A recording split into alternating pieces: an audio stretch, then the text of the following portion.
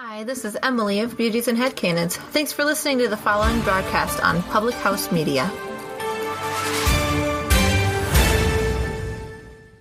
Hey, it's Baxter Colburn here from Public House Media. Did you know that we just added a store here at Public House Media? No, I'm not talking about a grocery store where you can go buy apples or bananas or peanut butter, which are all fantastic, especially when peanut butter's on all of those. Anyway, we've added a store here at Public House Media so you can not only come and represent your favorite podcast network, but also represent your favorite shows as well, too. Just go over to thepHmedia.com and look in the top right corner where you'll see the button that says Store. Click on that and you can search through all of our great products. Or if you go to our Facebook page, Public House Media, you can see on the left-hand side a tab that says Store. All of our products are listed there as well too. It's the new Public House Media Store. You don't want to miss it. It is fantastic. Buy some of that great swag to support your favorite shows and to support Public House Media. Check it out today. This is Kim Meyer, the host of Choose to Rise here on Public House Media. Thanks for listening to the following broadcast on Public House Media. Once you're done with this episode, I hope you'll come check out my show, Choose to Rise, where we talk about living with positive mindsets, how to increase our confidence, building our faith, and living out our life on purpose. A new show comes out via podcast every Monday, Wednesday, Friday. And if you want to catch the episode live instead, stop by Public House Media around 6:45 Central Standard Time, Monday, Wednesday, Friday as well. Don't forget to subscribe on iTunes so you'll never miss an episode of Choose to Rise. Thanks again for checking out the following broadcast on Public House Media.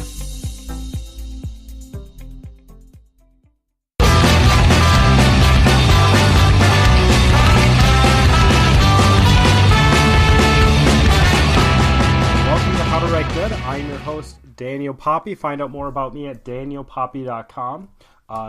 Also, check out How to Write Good on Facebook if you haven't already. I have been putting some stuff up in relation to writing. Also, it's a really big help if you do like and share on Facebook if you enjoy this podcast. If you don't already like it on Facebook, if you don't already follow the page on Facebook, just type in How to Write Good. Or if you if you type in How to Write Good, you'll find it. There is a blue logo that says How to Write Good, and you'll find this podcast on there. So if there's something else that's How to Write Good, you can find it. You'll find the actual podcast on there. Check out danielpoppie.com. That is my website. Poppie is spelled Poppie. I've been posting some blog things on there. Some of them they are related to writing and thinking so far. I've said this in the past, but I'm not a big short story writer. So this week we have another guest. So it is April. So this is the 5th guest on the show. This is a little different than normal. So more recently, in the past, I've had people the past guests I've had were in relation to thinking or ideas. We had Vince the first in January, and he talked about just concepts in general, and that I thought that was pretty interesting. Maybe you didn't. Then we had Dan talking about music and creativity, and then Seth as well talking about debate, which I think is really important. This week it's a little different. I have a friend who's going to be coming on who's in finance, and you might be thinking, well, this is a writing show. What's the point of finance? What's the point of bringing someone on who's in finance? So the point of bringing someone on that's in finance is because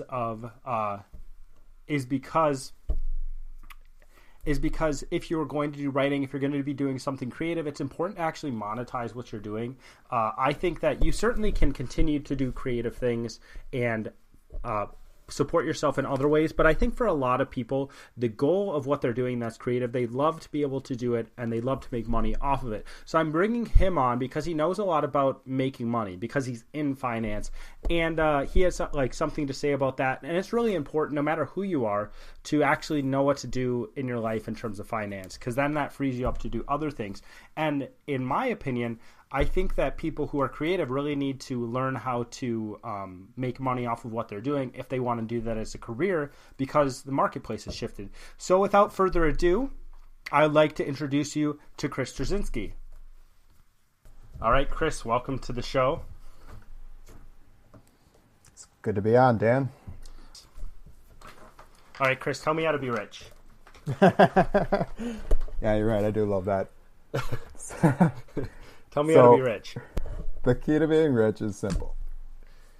Spend less than you make. That's a bunch of crap. No, I'm just kidding. No, keep on going. No, seriously. So, I had a client back when I worked for Stifel, Okay. and I don't know I didn't have him. It's but- an investment bank that I used to Okay. intern Can at. you say that? Are you allowed to say that and put it out into the world that you're like talking about this person or not?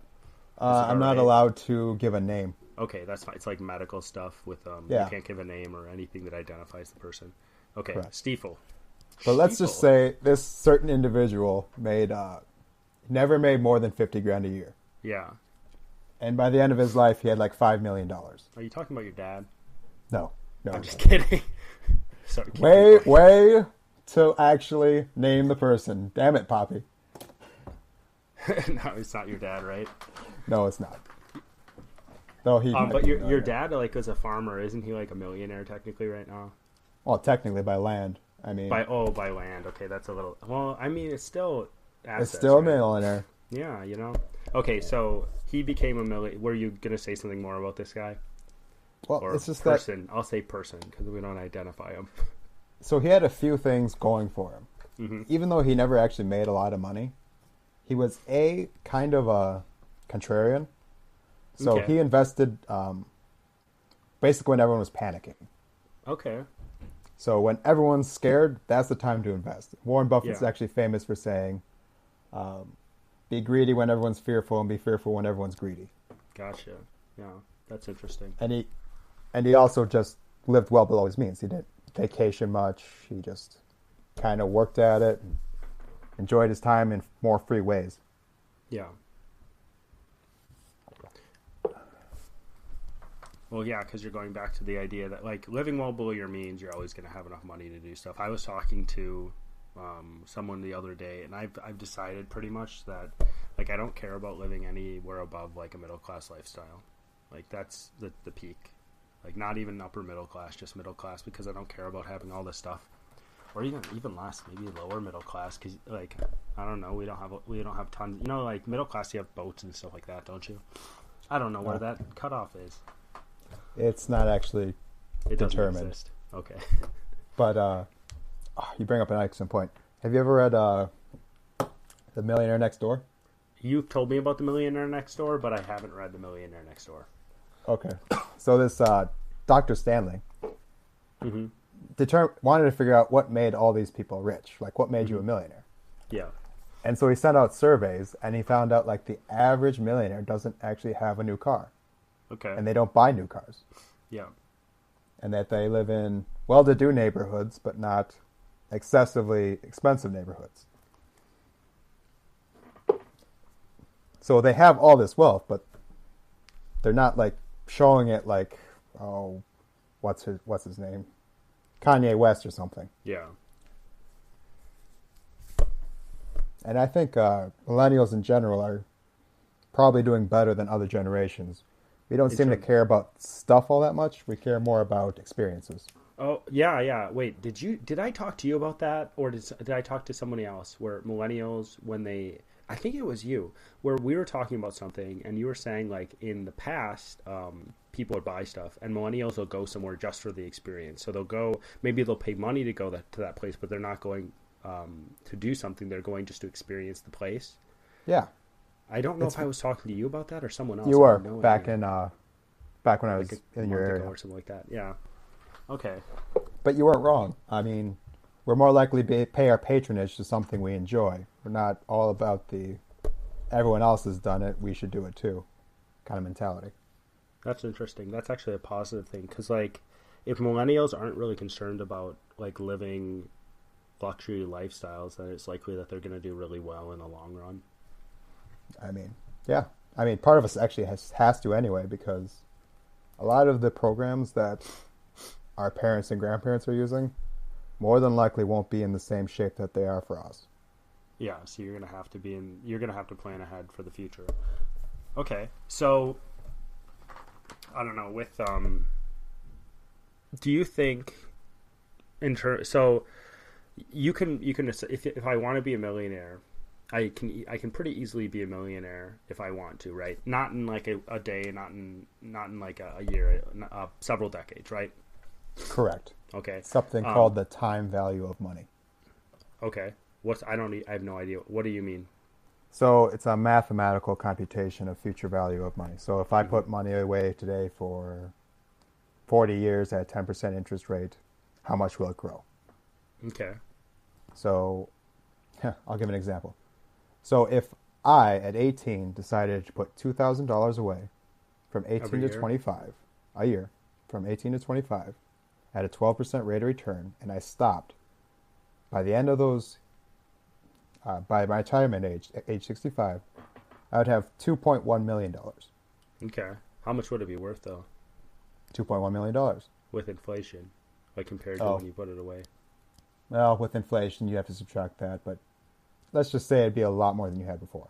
Yeah. But if I take the same concept, but instead of starting at age 18, I started at age 25, I would have to put $2,000 away every single year from age 25 to 65. Yeah. And I'd only have $1.2 million. So you'd have $1 million more if you started when you're 18. That's kind of crazy. So if you're 18 years old and you're listening right now, you should start putting away $2,000 a year if you can do that. If you can, I mean, but that's what you did, right? You put $2,000 a year away, and now you have like $50,000 in the bank, right? Why would you go telling people that? I didn't tell anybody that. I'm just kidding. I have no idea how much money you have. More than 50. What? Are you serious? Yeah, I'm serious. I started young. Like when you're 12 years old. Gosh, I can't believe that. Because like, I was 18. You were, you were 18 when you started. Yeah. Gosh, that's crazy. Maybe it's crazy to me because like I'm not making that much money right now, but I guess it could be. I don't know. Don't spend a lot of money though.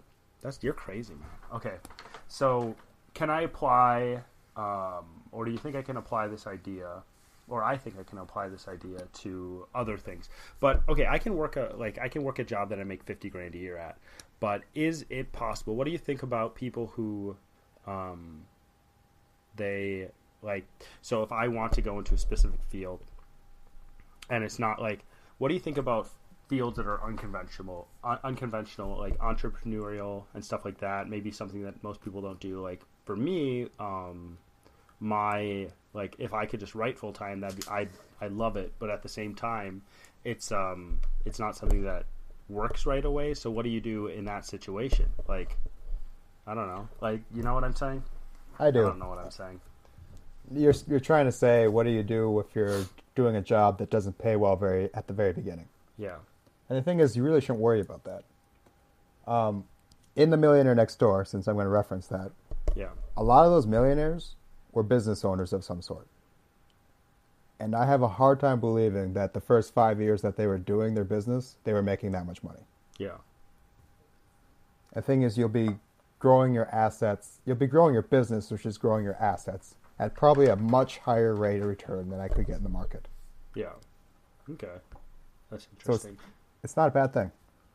If you started a business or you did something like that, well, what if you what if you're in an artistic field though? What do you think about that? You're never going to make money. No, I mean it depends, right? No, okay. I mean, so books are different. We've talked about books before, right? Yes. Because we've talked about books. If you write a book, and this is in The Millionaire Next Door, because you told me, because I haven't read it, but you told me, where you write a book, and then that book is going to continue to exist, whether you, what am I trying to say? It's going to continue making money. So essentially, you have passive income going on because of that book, right? Yes, you're very correct. But in other artistic fields, right? Is there any like potential there, or is it just like a hit or miss? I kind of wonder about this. So like, I think I fall in line with you with stuff in terms of economics, right? Or making money. Let's just say that. Maybe not economics. I haven't studied economics, but if you want to make money, if you want to be rich when you're older, where you live below your means, I'm kind of like, that makes a lot of sense to me. You don't need to buy a lot of stuff, and you save money, and then you invest it, and you don't have a lot of debt, right? And then you grow the wealth that you have, right? Yes. And what's interesting to me is you have, in that case, like, I think that it doesn't take it doesn't take someone who's extremely intelligent to just do that, right? I wouldn't think so, right? But even if you weren't that intelligent, you could simply just have someone help you. There are financial advisors all over the place that'll help you. So yeah, Well, now that I know. Now I definitely will be rich. But what was I thinking? But I was thinking like in artistic fields, like, so, I mean, maybe, I don't know. It seems like this. So you have people who are actors, right? Yep. I'm going to take actors for an example. And they work their butts off to get where they are in acting. Let's just say they do. But at the same time, they don't think other people are able to get to that place. So they work their butts off, but at the same time, their career is dependent on somebody finding them. Does that make sense? Yes. Okay, and I think it applies in some cases to books too. So if you go through the process of publishing, like if you go through the process of regular publishing, you go to an agent, and you finding an agent before even getting to a publisher is dependent on whether that agent likes you, right? Yes. And it feels like in artistic careers that's a lot of the case where like it's just like it's very subjective, and it depends on somebody else who is a gatekeeper essentially allowing you in. So it's actually kind of funny that you're mentioning this. Yeah. Basically, yeah, it's hard to find an agent that actually likes you. But the thing is, that's almost for every job. Okay, what do you mean? Like, I'm trying to apply for jobs right now. Mm-hmm. And do you think they're going to hire me simply on my credentials, or the fact that I know someone who knows someone and they're going to let me in? Well, I think if you know someone who knows someone, it's more likely because, nepotism is the reason you're on this podcast. Exactly. Because we don't want to work with people we don't know. We don't want to work with people we don't like. So, social capital, economics there for you. Social capital is important. You can't just be a very, head in the sand, really mean, and expect things to happen for you. Yeah. You actually have to put in effort in your networking as well as anything else. So, okay. So it applies everywhere. So you can't get anywhere without, well, I mean, I know that you can't get anywhere without other people because you're in a community of people no matter where you are. Correct. And like the fact that we have money, it means there's like a government issuing money and stuff like that. So they're like backing the money, right? But at the same time, I don't know. I think I meant something a little different. Like that person, the effort they put in, it was more likely that they would. It would be the case that like the effort they put in didn't count as much as someone finding them. So giving them a break, because when you I don't know, when I hear stuff about actors especially, I guess it's like, oh, this person got their break at this point, so somebody found them, they're like, oh yeah, we can do this with this person. But I think that people who act, sometimes they feel like, act in general, but I think with books too, I think sometimes they feel like the fact that they just found the right person was actually more of a factor than them being able to do the job. And I think that when you're looking for an agent, I don't think I believe this, but I think it feels like finding the right person to be your agent is actually, it's really important if you're going the regular publishing route, right? Yep. But the fact that you have an agent behind you, a publisher behind you, is actually, it feels like that is more valuable than the actual work you're putting out. I wouldn't say that. I'd say the work you're putting out is important. Your agent's just the one that's actually going to point the lens at you, if that makes sense. Well, yeah. So, like, you can't have one without the other.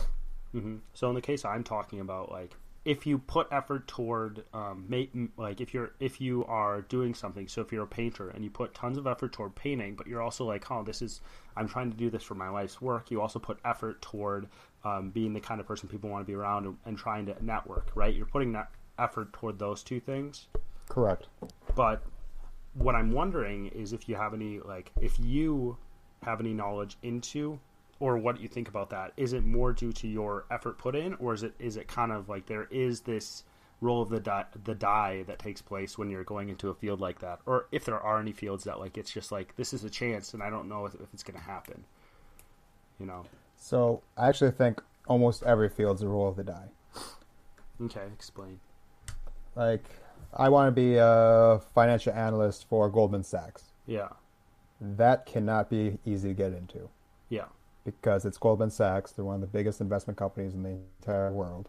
and they have criteria that is just above and beyond what you would think entry level is. Mm-hmm. On top of that, I don't know a single person from Goldman Sachs. Yeah. Odds are kind of stacked against me on that. Yeah. But if I had, someone I knew that worked there, and if I had CFA designation, things start to stack more in my favor. Mm-hmm. Multiple times. It's not necessarily technical skills that get you advancement in life. Yeah. From this percentage, actually, it's kind of funny. 20% of your success is determined by your technical skills. Just 20%. The rest is your social skills, your soft skills. So that's 80%. That's not even important to what you're actually to your craft. That's really interesting. How well you get along with other people. Yeah. How do you get people to like you? How many people know you? Yeah. Well, okay, so what's the book called? Is it Blink or The Tipping Point? Both are written by the same guy. I think it's The Tipping Point where he's talking about it. But what's the what is another book by that guy? Blink. Blink is another Outliers. one. Outliers. I read Outliers. Okay, by Love that what's book. the guy's name? What's the guy's Malcolm name? Gladwell. Malcolm Gladwell. So it's an interesting book. But he talks about, people who like Bill Gates being extremely successful because when he was a kid he put tons and tons and tons of time into what he was doing. So he wasn't necessarily he was an outlier because he put so much time into what he was doing. It's like the 10,000 hour rule, right? But Correct. He also talked about, I can't remember the guy's name, but he talked about this guy who works a really low level job who has like a really really high IQ, and he doesn't even and he never really advanced in life because of the social skills part. Because he just didn't have the same social skills as other people. He didn't have the soft skills to interact with people and not use other people, but just get along with them. That's really interesting. We're kind of social creatures. We kind of need to be cohesive, and complement one another. Okay, so that's really weird. I got a thought about this. I just don't know how to. I have a question. I don't know how to articulate the question. Okay, so 80, like, how certain is it that 80% of your success is due to the fact that you're able to socialize, the soft skills? Like, how good is that research? I would say it's pretty decent. It's okay. It's like any 80-20 rule. It's the Pareto Principle. It seems to work on almost everything. Okay. When they look at it. Because you look at the top 20% of people earning, and they're usually doing like 80% of everything. Okay. I don't know what you just said right there, but okay, I don't know exactly what was meant.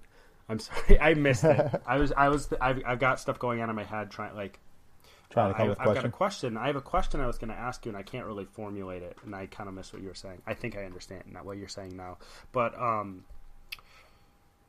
I don't know, like, how does it, like, if you're putting out a product, though, so if you are, well, maybe it's a little different. So if you are putting out a product, so if I'm going to make a pen, yep, like, how would that apply in that situation? Let's just say I'm making a specific pen, I'm selling it online, so I don't have to interact with people. I only have to interact with people who are buying it, etc. Yep. I guess that would apply in that way. That would make sense. It's just kind of crazy. You have to have enough social skills to market it. Yeah, and then selling something to anyone is kind of like marketing, essentially. It is. I mean, selling something. Yeah, that's exactly what selling some having social skills, interacting with someone to sell something to them is marketing. That makes sense. Yes. Selling stuff to someone is marketing. That's actually very true. And if you think about it, trade is you trade with people you like. Yeah. So let's say you are incredibly brilliant, like that example you just gave. Yeah. But if you can't communicate to me, then there's no exchanging of ideas because I can't understand what you're trying to say. Yeah. So as much knowledge as you may have, it's useless to me because you can't communicate it. Which is actually part of marketing. Being able to communicate and create things. Yeah, that's interesting because, like, it kind of brings, like, a human element to business because people always think, oh, business is so, it's just, like, there's these businesses and they run and they're just, like, there's that sentiment soulless about corporate it. entities. But yeah, these corporate entities. But at the same time, if there wasn't a human element in them, it wouldn't be able to run, right? Well, all businesses are made by humans. Therefore, exactly. all businesses are for humans. So, that's really interesting. I'll have to that's one thing. So, a little more personal on my part. One thing I've been trying to do is just work on being a happier person, right? And being someone who is more disciplined in different things like that, and more willing to just get in a conversation with somebody else and stuff like that. Which I think I do a good job with that. I think I have ups and downs, but it's kind of interesting. I don't know. It's interesting because I didn't know about the 80-20 thing. So 80% is your social aspects and 20% is your technical skills. And I'm actually it makes me happier because I don't know, I feel like anybody can adjust how they interact with people, in my opinion, but that's just my opinion. I think for most people, social skills are a learned skill. I mean, well, yeah, of course they're I don't know, of course they're a learned skill, right? Yes. I mean, you learn them when you're a baby, younger. I mean, it just depends on how you learn them. Yeah, but there are some people that have what's the 3 chromosomes one? Down syndrome. Down syndrome, yeah. Where they genetically can't socialize the same way we can. No. Yeah, so but they still for can them socialize. it's a little bit different. Huh? Yeah, but they still can socialize. They can. I'm just saying they'll never get to a certain point. Well, it's more of the abstract. I mean, it's more. I understand what you're saying. So there's more of a ceiling for them than, say, me, who is incredibly introverted. I tested in the 93rd percentile of introversion. Really? Yeah. Gosh, man, you got to get rid of that crap. I have actually. Okay, that's good. When was that? When did you test that? Oh, when I was younger. You realize 12, I didn't actually 15. talk till I was 3, right? I didn't know you didn't talk until you were 3. But it makes a lot of sense. How the heck? You're the oldest kid. You know what? I found something recently. Oldest kids have the highest IQs, generally. I don't know about your family, though. Sorry, you're the oldest kid, though. Well, Nick, I'm pretty sure is brighter. It might be because you're so introverted. I was telling you, if I didn't have anxiety, I would have done a lot better in school. It would have been a different story. I don't know, but whatever. So that might have something to do with it. Yeah. Maybe. Yeah. You're just emotionally stunted. I can't believe this. I know. I'm sorry. No. How am I even a functioning human? How are you even talking to me? You didn't talk until you were 3. Yeah. My mother brought me in and asked me if that was normal. Did they and think the doctor you were mentally said, retarded? I mean, she thought I was. Okay. But the doctor said, no, I could talk. I just had nothing to say to anyone. How did the doctor know you couldn't talk? No. Because I was able to talk. I could talk. I chose not to. Wait, did you talk to the doctor at all? I must have. Okay. Huh. I was very curt with my responses, but I understood the questions and I could respond to those questions. So I apparently had some intellect. Yeah. Well, I mean, you're not a stupid kid. You're not a stupid individual. That I don't think you are. You're really good at pulling it off if you are. Let's just say that. But fake it till you make it. Okay, so this is something I wanted to bring up with you. So recently, I had this come across, and this is something that I've been thinking about. And if it's something that's it's something I've been thinking about because when I do a lot of writing and stuff like that, I think selling it and writing and trying to be successful in that area, it's something that I don't know anybody else who's done it. I know people who've written books, but I don't know anybody else. I probably know someone who's published, but I don't know anyone who's successfully published. I think I know about it I don't know someone who is an author as their career. Let's just say that. And it's hard to be an author as your career, I'm almost certain. But I've heard, I was listening to someone and they were talking about if you want to be successful, if there's something you want to do, you can do whatever you want and be successful in the US specifically. That's what he was talking about. He's like, if you do marionettes really, really, really well, you can create a niche market for that and essentially create a market for that because well, I just said the same thing twice. You can create a market for that if you do it really, really well, because people are going to be like, you're really weird, but you're going to eventually find people who are going to want that in some capacity. So he's like, even if you're like a ventriloquist or you do really random things, like in the U.S., there's like possibility because we're wealthier than most nations. What do you think about that? Is there any truth to it? I think he is pretty true. The more expendable cash everyone has, the more you can spend on things such as luxuries. Mm-hmm. Now, say you and I were in Soviet Russia, and you remember the Communist Museum in Prague? Yes. Remember how they had just salt packets and that was all they had in that store? Yeah, I remember that because they didn't have any products at all. Nothing. Yeah. So if you're in a country like that and there's no money around, how could you possibly spend on luxuries for the person who does ventriloquism or mariachi or whatever? Yeah. It's not possible. But if you're in a wealthier place like the U.S., then yeah, you have money. You can spend it on random stuff. So, yeah. Yeah, and this guy was like an entrepreneur who was saying that he's like, like you can pretty much do whatever you want here because like of the nature of where we are.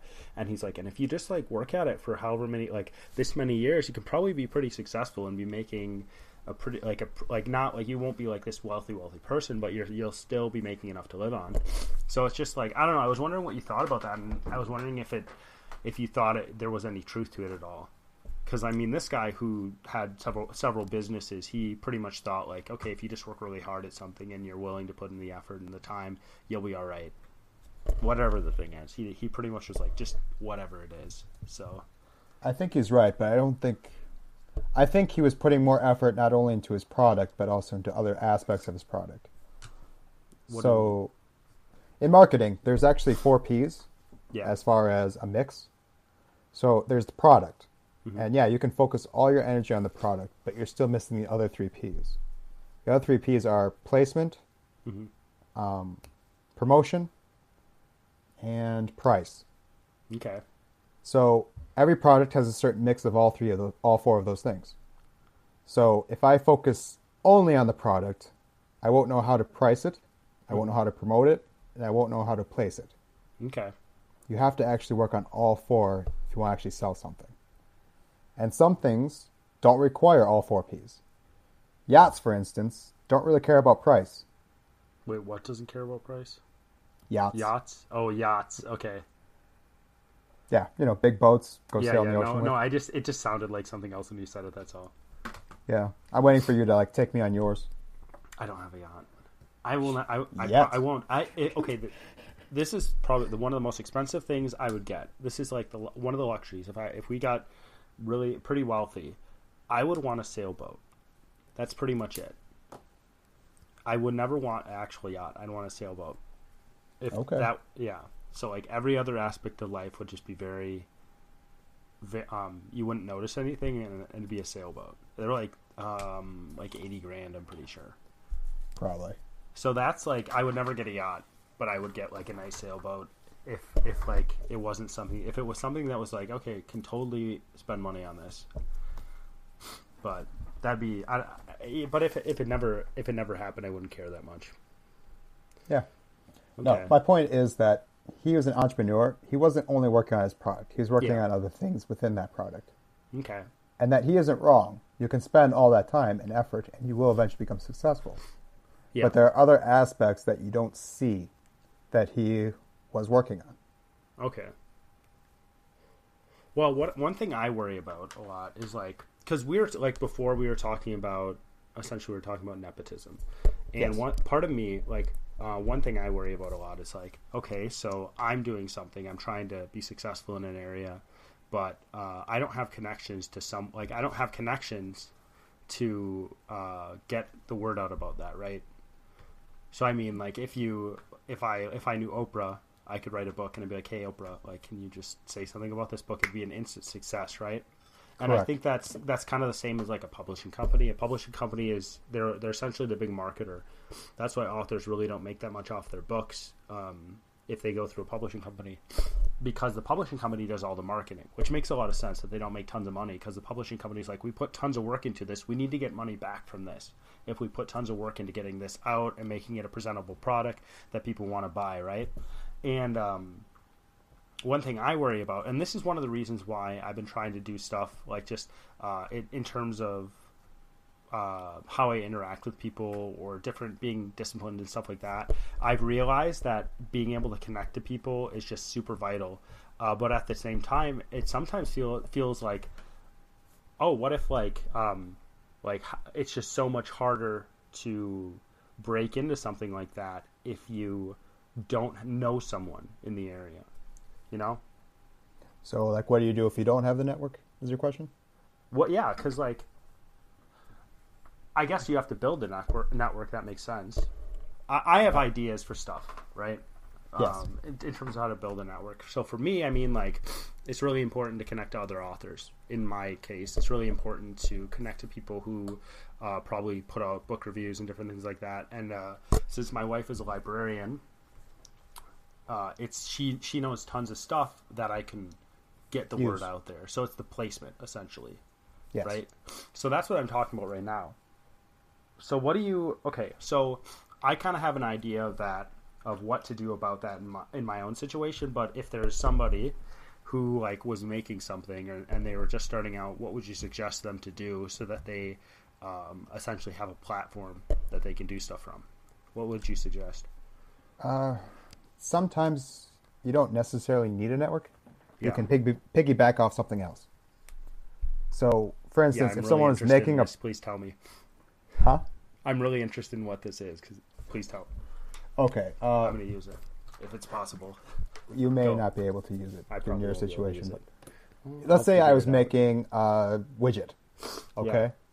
Let's say I made the widget really well. Like, I had spent all my time making this wonderful widget. Yep. But I had no network, no logistics, nothing set up. Yeah. What would I do? Are you asking me? Yes. Well, if I made a great widget, I would do what the guy who made the Leatherman did, and I'd try to sell it to someone else. Like, I try to have them market it. So he went to a lot of different magazines, and he's like, hey, like, can you sell this? Because this is great. So I'd probably go to widget magazines and be like, hey, I've got the best widget in the world. Sell my widget. Correct. You would network. But yeah. If I wanted to piggyback quickly, I would either A, make a patent out of that widget. Mm-hmm. So then you get paid royalties or licensing, depending how you do it. Or B, just sell it on Amazon. They have logistics for you. They have their own marketing. They would be able to, scarily enough, know who it would sell for, what it's to sell for, that sort of stuff. You can actually piggyback off other businesses to bring out your product. Yeah, and I think, I mean, that's what I'm will be doing with my book once it's out. Because, I mean, honestly, people don't like Amazon, but for a lot of stuff, it's really great. For that, for someone, okay, so my wife was talking to someone at the library at work, and the person was saying something about how everything was going online, and they were essentially they were talking about it in a negative way. And what I was thinking, I'm like, wait, like there's businesses that go through these, like online actually makes it easier, I think, for businesses, because you don't necessarily have to have a brick and mortar store, right? It completely cuts down on your input costs. Yeah, so it's cheaper for everybody buying it, and there's still a human being on the other end. I mean, maybe you could say, oh, like Amazon, that's not good because it's so big. Let's just say that. But at the same time, I can still go through Amazon and sell stuff through Amazon as a third party. So it still cuts down on stuff. I mean, the internet age has definitely opened up more possibility to access different markets than ever was before. I mean, how do I want to say this? Before, if I wanted to make that widget, I would have to go through a lot more steps to sell it. Yeah. But nowadays, I can literally just put it on Amazon, and should someone see it's worth, they'll buy it. Yep. And I'll get paid. Yeah.